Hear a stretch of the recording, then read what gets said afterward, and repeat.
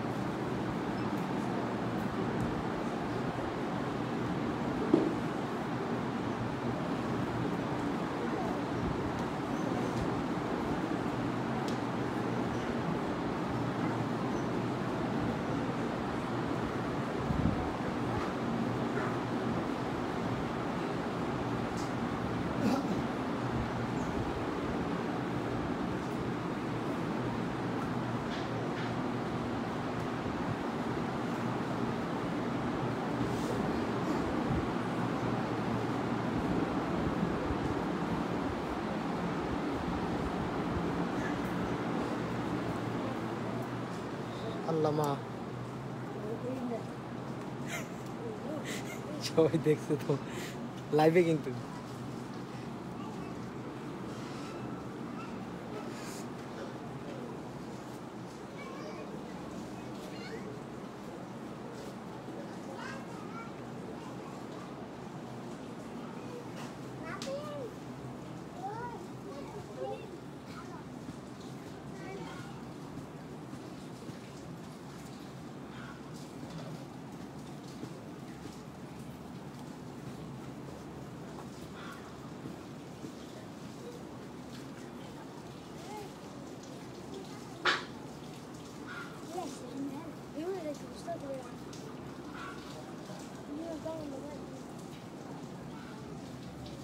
মানিক একটু বেশি সময় তো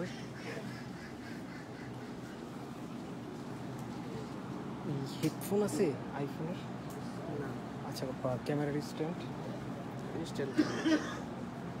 না হয়েছে না আমরা আনতে ভুলে গেছি মাইক্রোফোনও নাই এই যে ক্যামেরাতে ভিডিও করে এরকম কেউ নাই আশেপাশে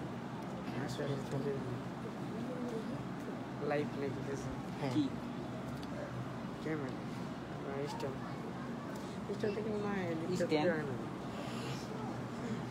ক্যামেরা স্ট্যান্ড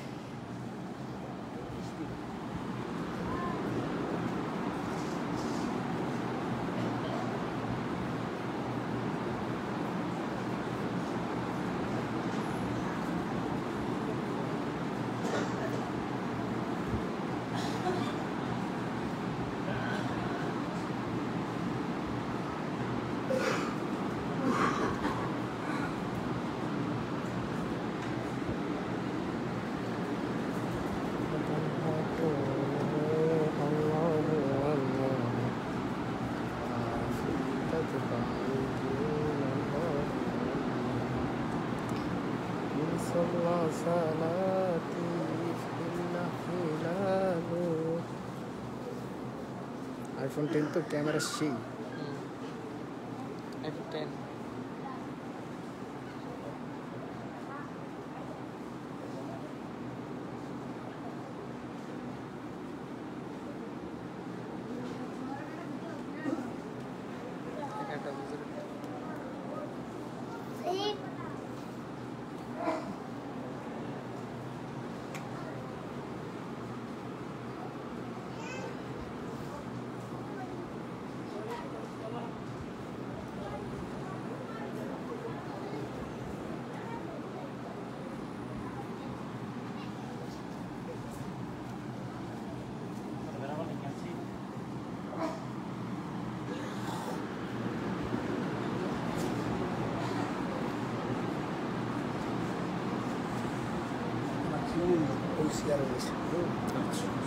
हाथ दे रहे ऊपर बा स्टैंड जी का आने हाथ दे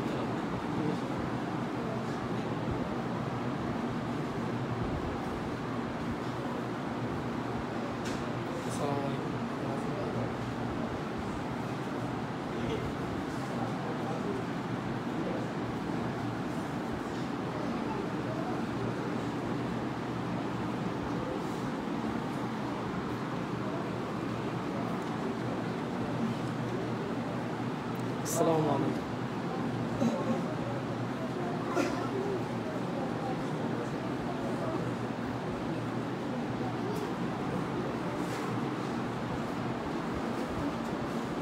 ক্লায়েন্ট ফ্যান লাগানো দরকার।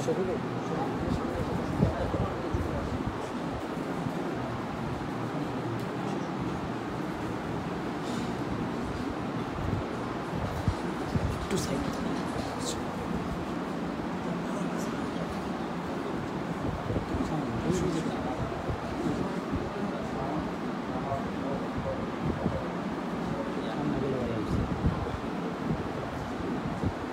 মাইক হ্যাঁ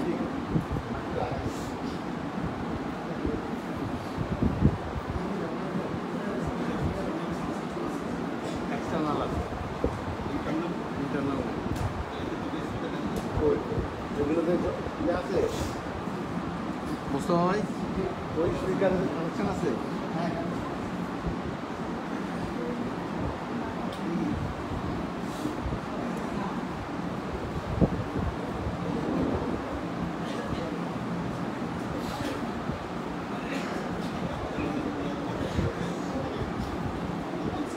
এখানে প্রোভাইড করে দেবো।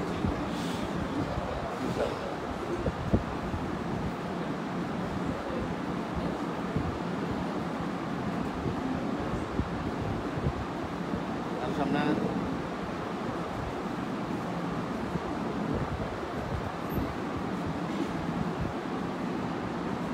সামনে যাও। আমি উঁচু করে আসছি উঁচু করে আসছি এটা যাই আমি উঁচু করে আসতেছি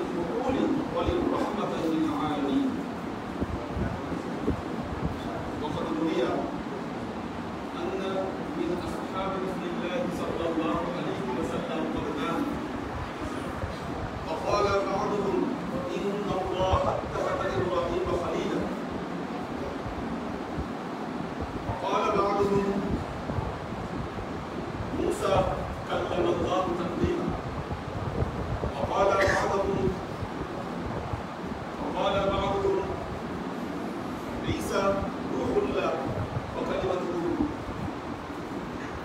وقال بعضهم آدم سفيه الله فخرج عليه رسول الله صلى الله عليه وسلم فقال قد سمعت كلامكم وعجابكم إن الله اتخذ إبراهيم خليلا وهو كذلك موسى كلم الله تكليما وهو كذلك عيسى روح الله وكلمة منه وهو كذلك آدم سفيه الله وهو كذلك أنا حبيب وأنا حامل لواء الحمد يوم القيامة وتحته آدم ومن دونه ولا فضل وأنا أول من خلق باب الجنة فيفتح لي ومن معي من فقراء المؤمنين ولا فضل وقد روي لما اقترف آدم الخطيئة قال يا ربي بحق محمد لما وفقت قال كيف عرفت محمدا قال ربي لما خلقتني ونفخت في من روحك فرعت رأسي ورأيت على كوائن العرش مكتوبا لا إله إلا الله محمد رسول الله صلى الله عليه وسلم وعلمت أنك لم تزل اسمك إلا أشرف الخلق قال رسول الله صلى الله عليه وسلم لا يؤمن أحدكم حتى أكون أحب إليه من والده وولده والناس أجمعين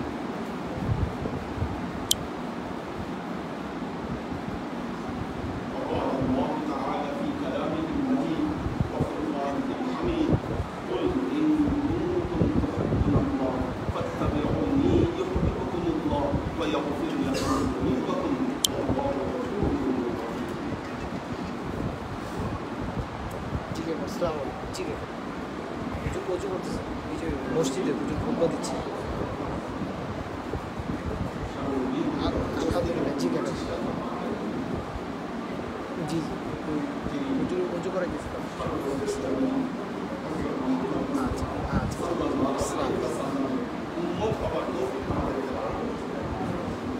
এই তো 45 মিনিট যে ঘোষণা আল্লাহ তাআলা তার কালামে পাকে ইরশাদ করেছেন আল্লাহ বলেন আচ্ছা জি জি আচ্ছা জি জি আসসালামু আলাইকুম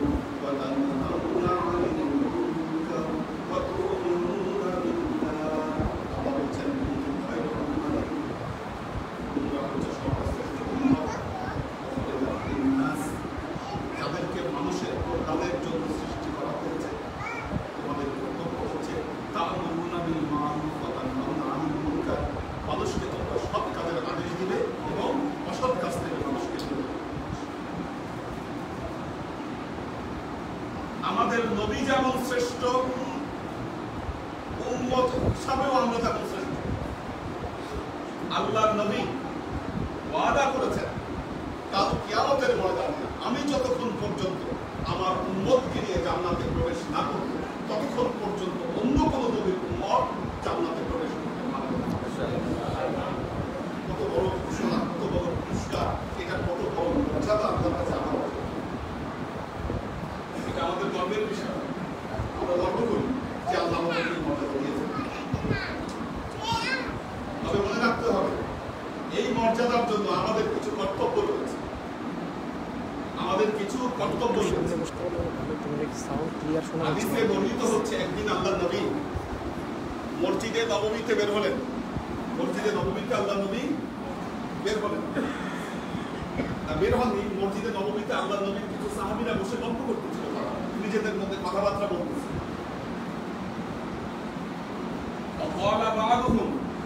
কথাবার্তা বলতে বলতে একজন বলল, ইন্নাল্লাহ আত্তাখাযা ইব্রাহিমা খালীলা, আল্লাহ হযরত ইব্রাহিমকে খালিল বলেছেন। তার কতই না মর্যাদা। ইব্রাহিম খালিলুল্লাহ ছিলেন, অনেক মর্যাদা ছিল তার। আরেকজন বলল, মুসা কাল্লামাল্লাহু তাকলিমা, হযরত মুসা তার সাথে আল্লাহ কথা বলছেন, কত না মর্যাদা হযরত মুসা।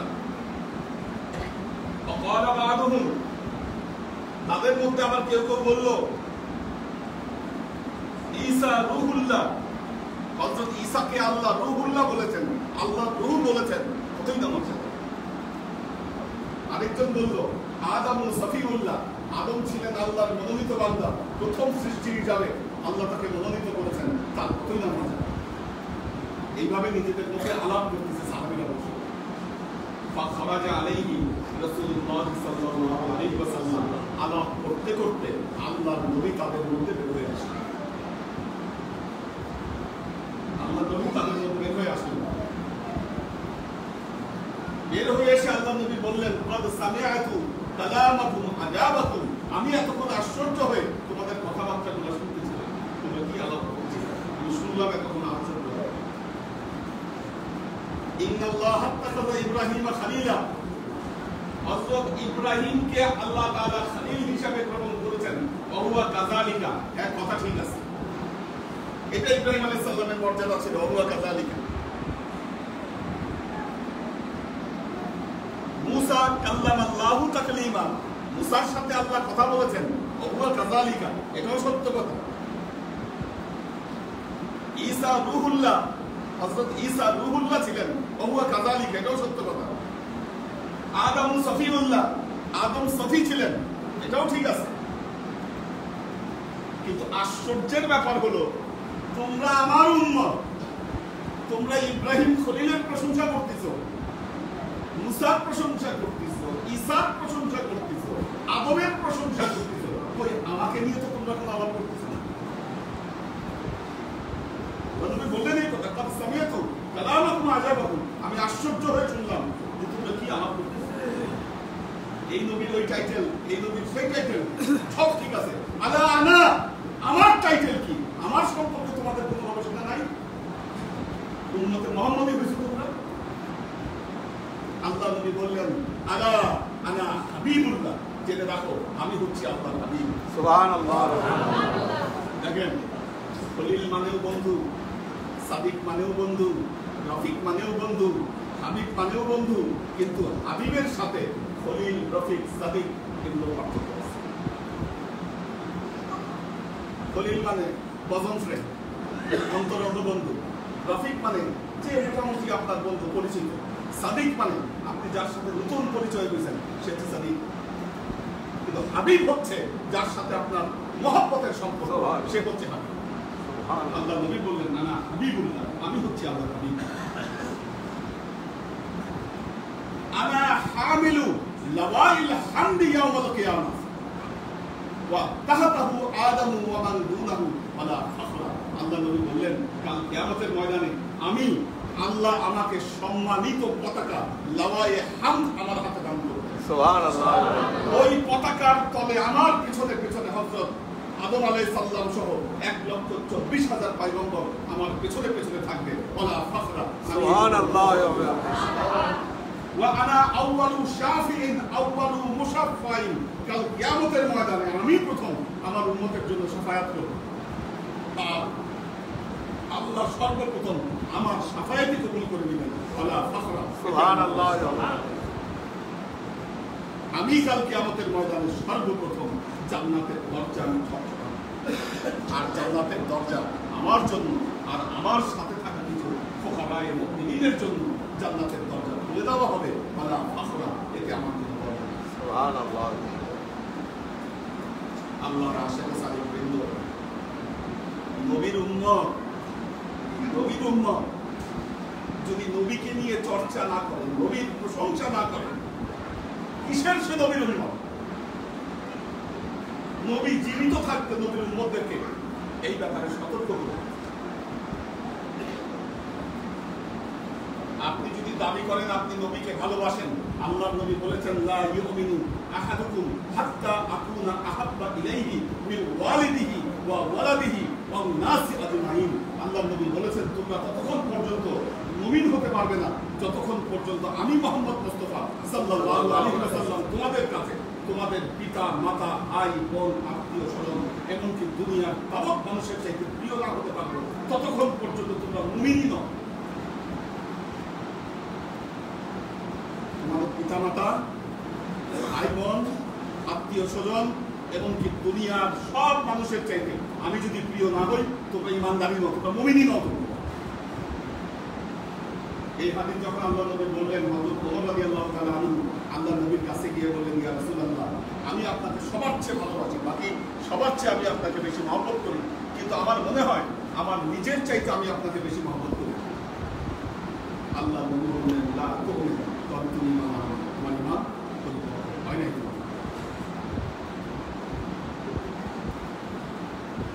হযরত ওমর রাদিয়াল্লাহু তাআলা আনহু চলে গেলেন, কিছুক্ষণ চিন্তা করলেন, তারপরে এসে বললেন, ইয়া রাসূলুল্লাহ, আমি অনেক ভেবে দেখেছি, আমি আমার সবার চাইতে নিজের চাইতেও আমি আপনাকে বেশি ভালোবাসি। আল্লাহ নবী বললেন, হ্যাঁ, এখন তোমার ইমান পরিপক্ক হয়েছে। সুবহানাল্লাহ। আল্লাহর আশিক সালেহবৃন্দ, উম্মতে মুহাম্মদী এমনি হওয়া যায় না, এমনি হওয়া যায় না। আমরা অনেকে জানি না আমার নবী কি ছিলেন, নবীর খবরই জানি না, নবীকে আল্লাহ কি কি সম্মানে ভূষিত করেছিলেন এই খবর আমাদের কাছে নাই। কিসের উন্নয়ন? খুব সম্প্রতি আপনারা জানেন, ফ্রান্সের একটা পত্রিকা দ্য শার্লি, ফ্রান্সের পত্রিকায় রাষ্ট্রীয় পৃষ্ঠপোষকতায় আল্লাহর নবী ব্যঙ্গচিত্র, কার্টুন সেখানে ছাপানো হয়েছে। একটা পত্রিকায় আল্লাহর নবীর ব্যঙ্গচিত্র ওই পত্রিকায় ছাপানো হয়েছে। দেখেন সারা পৃথিবীতে এখন কি চলতেছে, জায়গায় জায়গায় কোরআন কোরআন হয়। কোন মুসলমান এই প্রমাণ দিতে পারবেন না যে মুসলমানরা কখনো বাইবেলের পাতা পড়িয়েছে, মুসলমানরা কখনো বেদের পাতা পড়িয়েছে, গীতার পাতা পড়িয়েছে, কোনোদিন করেনি মুসলমান। কি তারপরেও বলে মুসলমানরা বড় সন্ত্রাস, তারপরেও মুসলমানরা সন্ত্রাস। আজকে নবীকে নিয়ে ব্যঙ্গচিত্র করা হচ্ছে। আমরা তো সব নবীকে সম্মান জানাই। কি খ্রিস্টানদের নবী হযরত ঈসাকে আমরা সম্মান জানাই, আমরা নবী বলি। ইহুদিদের নবী হযরত মুসাকে আমরা সম্মান জানাই, তাদেরকে আমরা নবী বলি। কিন্তু আমাদের নবীকে আপনারা কেন অপমানিত করেছেন? এই সাহস, এই ধৃষ্টতা আপনাদেরকে কে দিয়েছে? প্রত্যেক মুসলমানের উচিত এই বিষয়ে প্রতিবাদ করা। যে যেভাবে পারে তার প্রতিবাদ করা। আমরা যেমন ঢাকায় সমস্ত ফ্রান্সের পণ্য আমরা বর্জন করেছি, ফ্রান্স দেশের যত পণ্য এগুলো আমরা কেউ ব্যবহার করব না। সারা পৃথিবীর মুসলমানরা এখন এই বিষয়টা বেছে নিয়েছে যে ফ্রান্সকে বলা হয়। তাতে আপনাদের যে যেখানে যেভাবে পারেন এই ঘটনার প্রতিবাদ করা আপনাদের ইমানি দায়িত্ব। আল্লাহ আশেপাশে আজকে আমরা যে দিনে এই মসজিদে উপস্থিত হয়েছি, আজকে হচ্ছে 570 খ্রিস্টাব্দের এই দিনই মুহাম্মদ মুস্তাফা সাল্লাল্লাহু আলাইহি ওয়াসাল্লাম এই পৃথিবীতে আগমন করেছেন। আল্লাহ নবী এই দিনই এই ধারায় এই পৃথিবীতে তিনি আগমন করেছেন। কিন্তু আল্লাহর নবীর সৃষ্টি হয়েছিল তার চেয়ে পুরো। وقال رسول الله صلى الله عليه وسلم, আল্লাহ নবীর কতগুলো মর্যাদা। এক, আল্লাহর নবীর পৃথিবীর প্রথম সৃষ্টি ছিল, পৃথিবীর প্রথম সৃষ্টি। এই বিশ্ব জগৎ সৃষ্টি করার আগে আল্লাহ তার নবী মুহাম্মদ মুস্তাফা সাল্লাল্লাহু আলাইহি ওয়াসাল্লাম সৃষ্টি করেছেন। দ্বিতীয় মর্যাদা, আল্লাহর নবী ছিলেন এই পৃথিবীর সর্বপ্রথম নবী। আল্লাহর নবী ছিলেন সর্বপ্রথম নবী। وقال رسول الله صلى الله عليه وسلم, كنت نبيا وآدم بين الروح والجسد. আল্লাহ নবী বলছেন, কুনতু নবিয়্যা, আমি ওই সময়ের নবী ছিলাম যখন হযরত আদম আলাইহিস সালামের দেহ আল্লাহ বানিয়ে রেখেছে। দেহের মধ্যে যতক্ষণ রূহ উৎকার করেনি ওই সময় আমি মুহাম্মদ মুস্তাফা সাল্লাল্লাহু আলাইহি ওয়াসাল্লাম আমি তখন বলছি। সৃষ্টির শুরু থেকেই আল্লাহ তার নবীর নাম নিজের নামের সাথে মিলিয়ে আল্লাহর আরশের গায়ে লিখে রেখেছিলেন। আল্লাহর আরশের গায়ে লিখে রেখেছিলেন। মুসলিম শরীফের হাদিস, মুসলিম শরীফের হাদিস বর্ণিত হচ্ছে লাম্মা ইফতারাফাল আদামুল খাতিয়া। আপনারা জানেন যে হযরত আদম আলাইহিস সালাম জান্নাতে থাকতে আল্লাহর একটা আদেশকে অমান্য করেছিল, দন্দন গাছের ফল খেয়ে ফেলেছিল। যখন দন্দন গাছের ফল খেয়ে ফেললো, আল্লাহ হযরত আদমকে জান্নাত থেকে বের করে দিলেন। দোয়াও শিখাই দিলেন হযরত আদম, তুমি এই দোয়া পড়ো আর আমার কাছে মাফ চাও। রব্বানা যালামনা আনফুসানা ওয়া ইন লাম তাগফির লানা ওয়া তারহামনা লানাকুনান্না মিনাল খাসিরিন। দোয়া শিখাই দিলেন। হযরত আদম আলাইহিস সালাম দুনিয়ায় আসে, কান্দে, এই দোয়া পড়ে আর কান্দে, আল্লাহর কাছে মাফ চায়। আল্লাহর তরফ থেকে কোনো জবাব আসে না, কোনো জবাব আসে না। হঠাৎ একদিন হযরত আদম বললেন, ইয়া রব্বি বিহাক্কি মুহাম্মাদিন লিমা গাফারতালি। আল্লাহ, আপনি আমাকে ক্ষমা করছেন না, একবার বলেন তো আপনি মুহাম্মদ মুস্তাফা সাল্লাল্লাহু আলাইহি ওয়াসাল্লামের ওসিলায় কেন আমাদেরকে ক্ষমা করলেন, আমাকে কেন ক্ষমা করলেন? এতদিন পর আল্লাহর তরফ থেকে জবাব আসলো, কাইফা আরাফতা মুহাম্মাদান। হে আদম, তুমি কেমনে মুহাম্মাদের নাম জানো? কাইফা আরাফতা মুহাম্মাদান, কেমনে চিনলে তুমি মুহাম্মদ? হযরত আদম আলাইহিস সালাম বললেন, রব্বি লাম্মা খালাকতানি ওয়া নাফাখতা ফিয়া মিন রূহিকা। আল্লাহ, যেদিন আপনি আমাকে সৃষ্টি করেছিলেন, আমার মধ্যে আপনি রূহ ফুৎকার করেছিলেন, আমি ওই সময় মাথা তুলেছিলাম এবং আপনার আরশের গায়ে আমি লেখা দেখেছি, আপনি লিখে রেখেছেন লা ইলাহা ইল্লাল্লাহু মুহাম্মাদুর রাসূলুল্লাহ। আপনি এটা লিখে রেখেছেন আপনার আরশে। আমি এভাবেই মুহাম্মদকে চিনলাম, কারণ ইনি আপনার কোনো বিশ্ব সৃষ্টি না হলে, কোনো শ্রেষ্ঠ সৃষ্টি না হলে আপনার নামের সাথে আপনি তার নাম মিলিয়ে রাখবেন। আল্লাহ বললেন, কদ সাদাক্তা ইয়া আদম, হে আদম, তুমি সত্য কথা বলেছো, যাও আমি মুহাম্মদ মুস্তাফা সাল্লাল্লাহু আলাইহি ওয়াসাল্লামের ওসিলায় তোমাকে আমি মাফ করব। সুবহানাল্লাহ ওয়া বিহামদিহি। দেখুন আল্লাহর নবীর আরো মর্যাদা দেখেন। আল্লাহ তার নবীকে এত মর্যাদা দিয়েছেন, এত মহব্বত করেছেন। দেখবেন পবিত্র কোরআনে আল্লাহ বিভিন্ন নবীকে তাদের নাম ধরে ডাক দিয়েছেন। ইয়া ঈসা, ইয়া মূসা, এইভাবে আল্লাহ বিভিন্ন নবীকে ডাক দিয়েছেন। কিন্তু পবিত্র কোরআনে আল্লাহ তার নবীর নাম ধরে কোথাও নবীকে ডাক দেন না।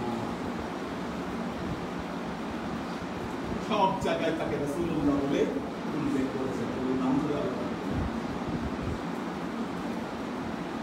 নবীর আরেকটি মর্যাদা দেখেন, যখন কোনো নবীর উপর ওহী নাযিল হয়েছিল, যখন কোনো নবীর উপর ওহী নাযিল হয়েছিল, ওই নবীকে আল্লাহ বিশেষ জায়গায় ডেকে নিয়ে গেছেন। কি হযরত মুসাকে বলছেন তুর পাহাড়ে আসো, মুসাকে বলছেন তুর পাহাড়ে আসো। এইভাবে এক এক নবীকে এক এক জায়গায় ডেকে নিয়ে গেছেন, ইতিহাস সাক্ষ্য দেয়। কিন্তু আল্লাহর নবীর হাত কাছে যখন ওহী নাযিল হওয়ার দরকার হয়েছে, আল্লাহর নবীকে কোথাও যেতে হয় নাই, আল্লাহর নবীর কাছে হযরত জিবরাইলকে পাঠালেন। সুবহানাল্লাহ। নবীকে যাইতে হয় নাই কোথাও সময় দেখার জন্য এটা বলছে। তো নবীকে কোথাও যাইতে হয় নাই, আল্লাহ নবীর কাছে হযরত জিবরাইল আলাইহিস সালামকে পাঠালেন। নবীর আরেকটি মর্যাদা দেখেন, আল্লাহ প্রত্যেক নবীকে এক এক সম্প্রদায়ের কাছে পাঠিয়েছিলেন, নির্দিষ্ট সম্প্রদায়ের কাছে পাঠিয়েছিলেন। কিন্তু মুহাম্মদ মুস্তাফা সাল্লাল্লাহু আলাইহি ওয়াসাল্লাম ছিলেন, তিনি বিশ্ব নবী, সারা বিশ্বের মানুষের জন্য আল্লাহ আমাদের এই নবীকে প্রেরণ করেছেন। সুবহানাল্লাহ। আল্লাহ আশিক সালিহবৃন্দ, এই নবীর মর্যাদা বলতে গেলে সময় ফুরিয়ে যাবে, আলোচনা শেষ হবে না। উম্মতে মুহাম্মদী হিসাবে আমাদের কর্তব্য হচ্ছে আমরা অবশ্যই নবী সম্পর্কে জানব, আমরা নবীকে মহব্বত করব, সবার চাইতে, নিজের প্রাণের চাইতে অধিক আমরা নবীকে মহব্বত করব। এবং তৃতীয়ত হচ্ছে নবীকে মহব্বত করার জন্য আল্লাহ নবী যেটি বলেছেন, আমান আহাব্বানি ফাকাদ আহাব্বা সুন্নতি, যে আমাকে ভালোবাসবে সে আমার সুন্নতকে ভালোবাসবে। আমরা আমাদের জীবনে, ব্যক্তিগত জীবনে, পারিবারিক জীবনে, সামাজিক জীবনে, সকল ক্ষেত্রে আমরা নবীর আদর্শকে প্রতিষ্ঠা করবার সাধনা, চেষ্টা, সংগ্রাম আমাদেরকে চালিয়ে যেতে হবে। উম্মতে মুহাম্মাদী হিসাবে আমাদের উপর দায়িত্ব এবং কর্তব্য হচ্ছে আল্লাহ আমাদেরকে এই দায়িত্ব এবং কর্তব্য সঠিকভাবে পালন করবার তৌফিক ونفعنا وإياكم بما آيات وذكر الحكيم إنه تعالى جواد كريم مالك